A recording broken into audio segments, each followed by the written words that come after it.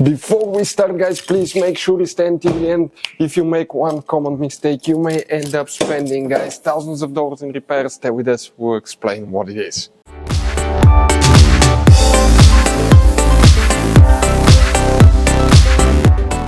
Hey guys, welcome back to Auto Repair, guys. Super helpful video to any of you having a Mercedes C-Class Generation W204. If you need to find where the panoramic roof, fuses and relays are located, where you can find them if you have problems with it not working, stay with us. Please, guys, do not waste money on diagnostics and parts until you watch that video. It could be simple fix. By the way, if you need to buy replacement parts too at a good price, quick shipping, we'll share the information in the description of the video below for your convenience. So let's start on it now. Before we start, let us tell you a little bit about us, guys. Every single car we get here at the garage, we try to make at least 200 to 300 free repair videos. We make mechanical repair videos, engines, transmissions, bodywork, electrical, engine, transmission codes, fuses. Why we guys do all that? Because our mission here at the garage is, guys, to save you as much money as we can. All we need in return, please subscribe to the channel, like the video. That way we can keep making these free videos. And guys, check out our YouTube channels. We have more than 17,000 free repair videos that can save you thousands of dollars in future repairs. So let's start on it now. So the panoramic roof, fuses and relays, where you can, guys, expect to find them. Let's go ahead and open, guys, the hood. By the way, we'll recommend to check out the video on our YouTube channel about fuse box location and diagram on Mercedes W204, guys, because there are hidden fuse boxes that most people do not know they exist, and it could be a life-saving video, guys. So if you come here on the driver's side, okay, we're going to have that cover here.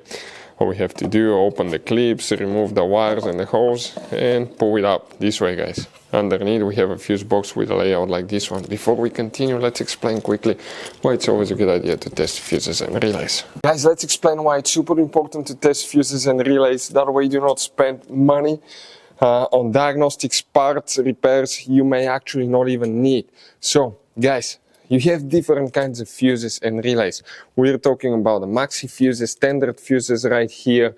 You have, watch how many different kinds of relays as well. Now, these fuses, sometimes you can clearly see if a fuse is burnt or not by looking at the element. But sometimes it's really sneaky. They can burn here on the side. It's hard to see. Some fuses will not be visible as well.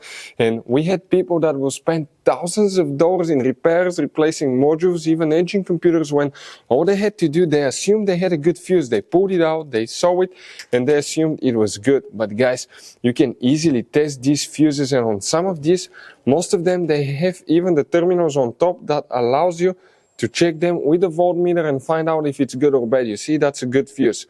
If it's blown, okay, like this one here, it's blown, nothing. Check this thing out, no connection. One next to it, okay.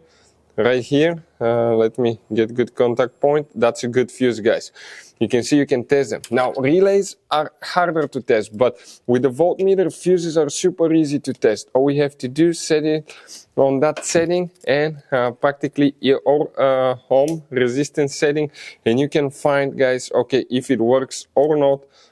For instance, that one was the good fuse. You can see it's going to go down to 0 ohms resistance, or you can go ahead, remove it and test it the same way, guys. It should have 0 ohm resistance. Now, relays, guys, are a little bit more complicated, but it's doable. It will take you a minute or two to find out how to do that. Now, we'll put, guys, links to a video that will explain how to test relays, how to test fuses, which battery terminal you need to reconnect and disconnect first if you're doing repairs, because that can cause modules to burn as well, and that can cost you thousands of dollars in repair. Check out the videos, they will be in the description of the video below. So let's start on it now. So guys, the fuse that we need to check, it's one fuse, it's pretty big fuse, okay, but if you have problems with panoramic roof, sunroof, moonroof not working correctly, you may need to initialize it, especially after battery replacement. We'll have video on the channel how to do that. And it could be something else too, we'll talk in a little bit. If you come in that row of fuses right here after the relay, that very last fuse is fuse number 17, that 30 amp fuse, that's the one that you will need to check. What about, guys, okay, relays? You don't have any relays. The relay function is practically controlled by the SAM module. That's a sequential acquisition module, I think. You have one in the front, one in the rear.